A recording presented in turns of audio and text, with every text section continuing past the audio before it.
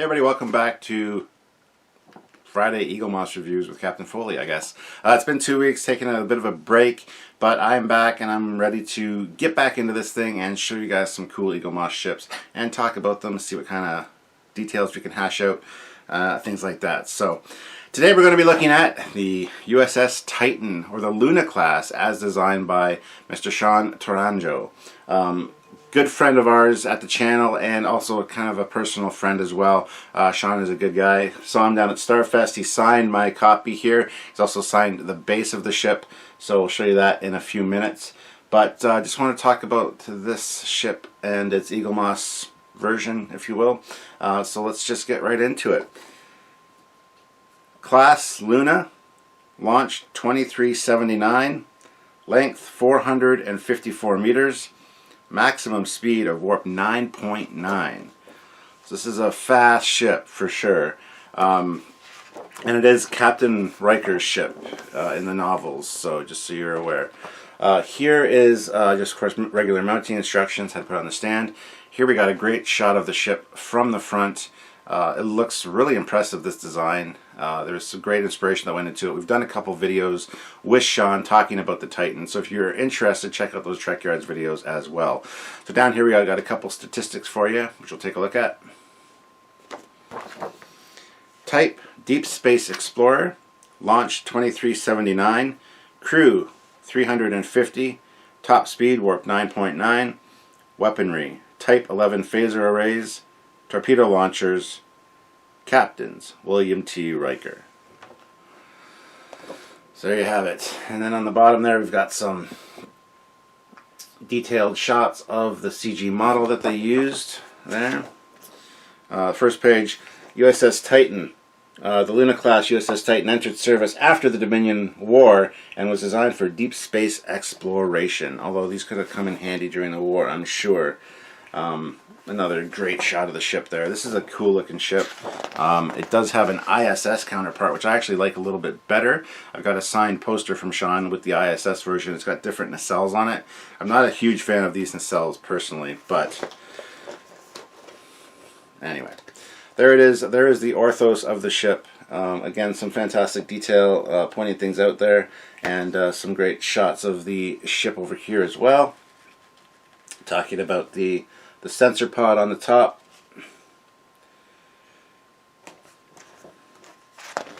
Go to the next page. It's designing the Titan. Again, this just reiterates the same things that were basically said in our Trekyards interview with Sean, talking about the design of the ship. Great shot of it from the front there. There you see Captain Riker getting saying his goodbye to Captain Picard. And there's the first book, or not the first book, but this is Taking Wing. I think the first book was Sword of Damocles. Could be wrong though. Here we got some great shots of the design process, different iterations that Sean had worked on or designed. Some great stuff, even some with upper and lower nacelles instead of side by side. And some 4 nacelle designs. Just kind of a whole bunch of stuff. There's the upper lower one there. So a lot of inspirations from different ships for this design. Up here we got a version, or different versions of all of the nacelles that he's designed for it. And then here's a great orthos as well, both with and without the engine details. And here again, just some fantastic orthos and stuff in this magazine. It really shows off the ship really well. Okay, I guess the fourth novel was Sword of Damocles, because there's the cover for it and it says it was the 4th novel in the Titan series, so my apologies for that. Here you've got a fold out of the ship, orthos in one of the early versions of the book. That's why I thought it was the first one. Because there's the actual orthos of the ship in the book. It's only the first printing of the Sword of Damocles, though. But it does say Ellery Connell built the 3D model that was used for the Titan's first appearance in print. The cover of the 4th Star Trek Titan novel, Sword of Damocles. So, here goes to talk about the traveling Star Trek exhibition that there was an actual physical model of the ship that was used in. However, the ship didn't, but unfortunately due to technical difficulties, the part of the exhibit that it was in was retired, which was a real shame. There is some footage online of some of that sequence with the Titan, and it's actually pretty cool. I would love to have seen that exhibit for sure. Here we got some different designs for shuttles. And then here over here, just another great couple shots of the ship itself. This magazine is actually jam-packed full of really cool stuff. Here, for example, there is a bridge, the Titan bridge, and then the Titan bridge layout right down here, blueprint style. And we actually have our Trekyards avatars of both Commander Cockings and myself, done by Sean Churanjo, on this bridge, which I'll include here. So check that out. Isn't that sexy? Yeah, you know it is. So is the bridge. Here is another version of the ship. This is for, what is this for? Sean Churanjo created this design for the refit version of the Titan after 3D model maker Mark Radmaker talked to him about building a new version of the ship. So that's there. And that's it for this book. On the back, you've got the standard Eaglemoss flare of the Titan from above, and looking pretty cool. Again, a cool looking ship. And honored to know Sean, he's a good guy, and have him autograph this was great. If you haven't checked out my Captain's Log on Starfest, that scene is in there where he actually autographs this stuff, and I was pretty excited, so that's awesome. So thank you very much, Sean. I was going to film a small section of this review with Sean, however that didn't quite pan out as I anticipated, but I'm sure he'll be watching this. So it's time to move on to the model. Here it is here, standard Eaglemoss packaging, as you can see. Let's pull it out.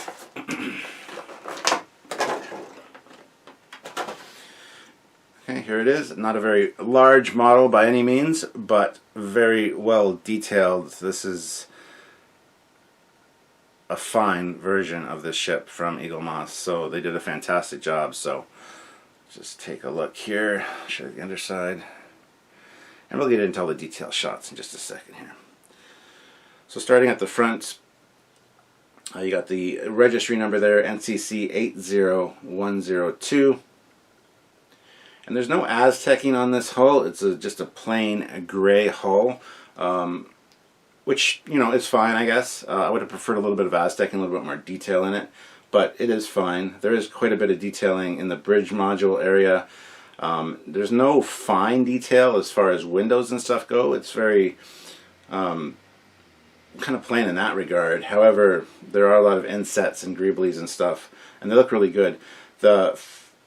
There is escape pods lined up in the center section here beside the pontoons, and around the outer rim there are some escape pods as well. Some are colored dark gray at the front, and the ones at the back are a light gray.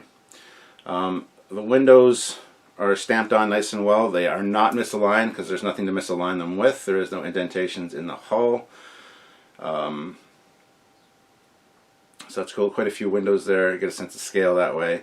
The pontoons are nice. They protect the bridge from incoming volleys from the side. As Sean likes to say, the only way it can really be attacked directly is from the front or the top. But the pontoons are a nice protection for the bridge module there. Moving back to the sensor pod, you can see it raised above the saucer there a bit. And again, some great detail, very reminiscent of the Nebula class sensor pod design. Different shape obviously, but inspired by that, absolutely. And it could be swapped out for a weapons pod, different variations on things like that. So there's that. If you go to the bottom of the secondary, or the primary hull, sorry, at the front you've got the registry number and the name of the ship. Again, more detailed escape pods around the edge. They're not quite as crisp and clean as I think they could be. They do look a little bit soft as far as texture goes, but I'm willing to forgive that. That's fine. Some interesting detail in the center here. The planetary sensor dome has some nice touches to it. And right behind it you can see the equivalent of the Aero shuttle, the Captain Yacht, whatever. There's a auxiliary craft mounted right in there as well, which looks neat. Again, lots of windows along the outer edges, or along the inner edges, I guess, of the just inside of the phaser strip. So quite a good sense of scale there. The front deflector is lacking a lot of detail. It's just one simple color and not a lot of fine detail molded into that at all. So that's kind of a shame in a way, but with the size it doesn't really matter. From this size, it looks all right. You know, you're not really getting in there like these pictures are with the macro to see those details. So on the side of the secondary hull, you've got the standard delta and pennant with United Federation of Planets stamped on that, and you got some misalignment issues here. There are some windows indented and then the misaligned windows stamped on underneath them, which is a bit of a shame. You got some larger arboretum type windows as well, which aren't colored at all. That's the same for both sides as far as the misalignment goes. Along the bottom of the secondary hull, kind of halfway, just where the struts connect, there are more escape pods centered right there, which is kind of a neat way to put, or a place to put escape pods. And then lack of detail from there back to the shuttle bay is kind of a bummer. But that's right. We're going to go to the top of the secondary hull now. You can see there are some impulse engines at the back of the sensor pod. They're very, very hard to see. And then there's these big gaps here, which of course I believe are the impulse engines as well. They're not really standing out too well, but there is a colored strip of red plastic in there. So it's got a few sets of impulse engines, which is nice. Again, along the back of the primer, or the secondary, I keep screwing that up, secondary hull, you see more raised features for the escape pods. There's a lot of escape pods on this thing, and generally escape pods can hold up to 8 people, so you get a good sense of crew complement. This is only 350 or whatever, but still, a lot of escape pods, so it's good. The shuttle bay is back there, of course, not quite all the way to the back, which is nice. It provides a nice protected landing area or landing strip, or even a staging area for shuttles before or after they return from a mission, which is fantastic. I do like that feature. So there's that. The struts coming out, a little bit of detail on those, nice darker gray paneling and segmenting, which is cool. And then there's the actual nacelle itself, which looks really nice. You got the big registry number at the back. You got the delta and pinstriping, again with the USS Titan, United Federation of Planets on it.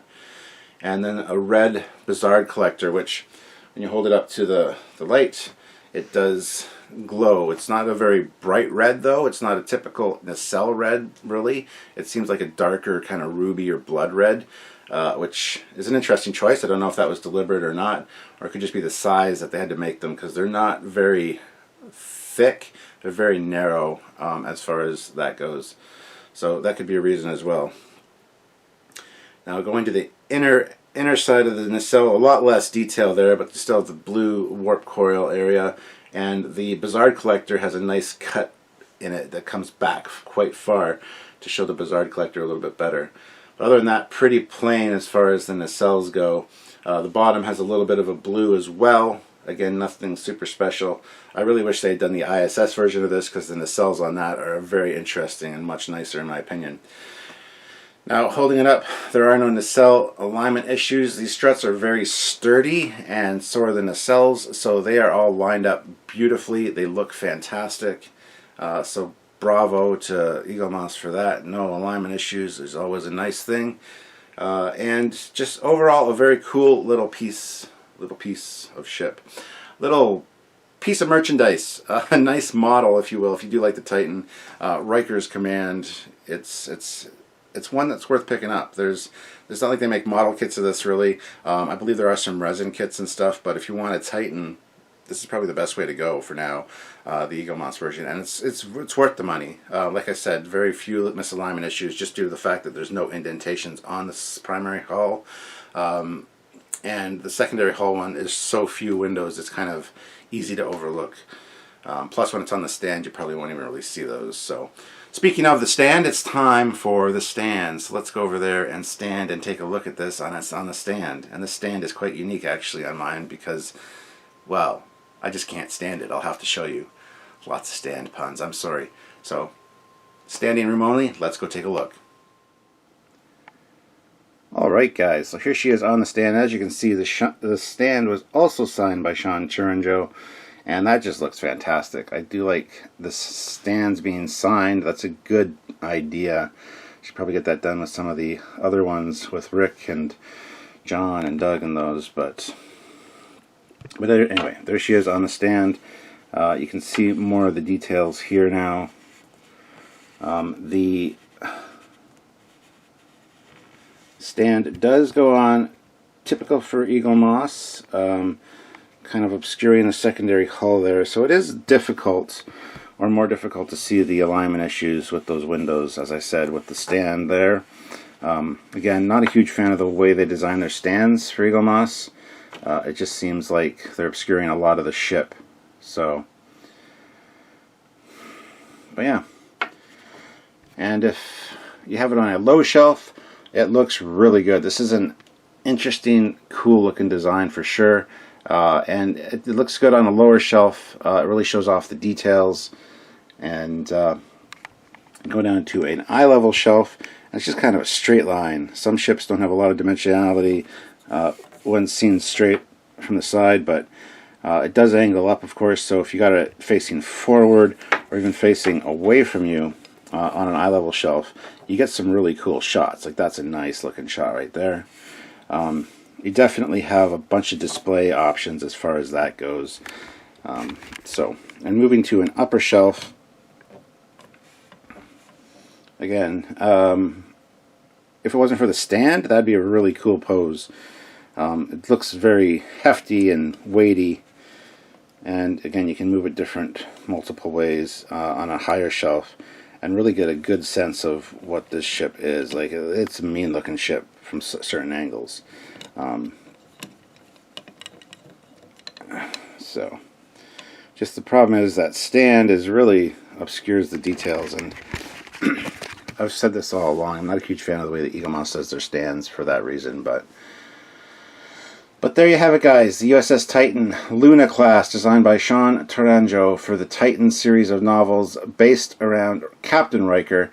And if you're a fan of the ship, you're a fan of the design, you're a fan of Riker, you're a fan of, fan design ships. He won this contest to have them use his design for their ship, so that's pretty a fantastic story.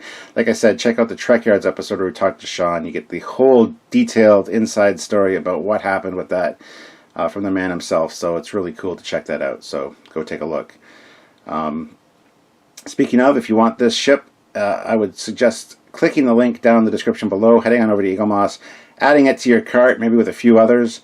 And on checkout, just use the discount code Trekyards, all one word, to save yourself some money. It's a great deal for you, it's a great deal for us, and it's just a good thing all around. So please go check that out and help yourself. And guys, that is it for this Eaglemoss review. Thank you very much for joining me. As always, like the video, subscribe to the channel, and please don't forget to check out other videos by us as well. Until next time, guys, I'm Captain Foley. Live long and prosper.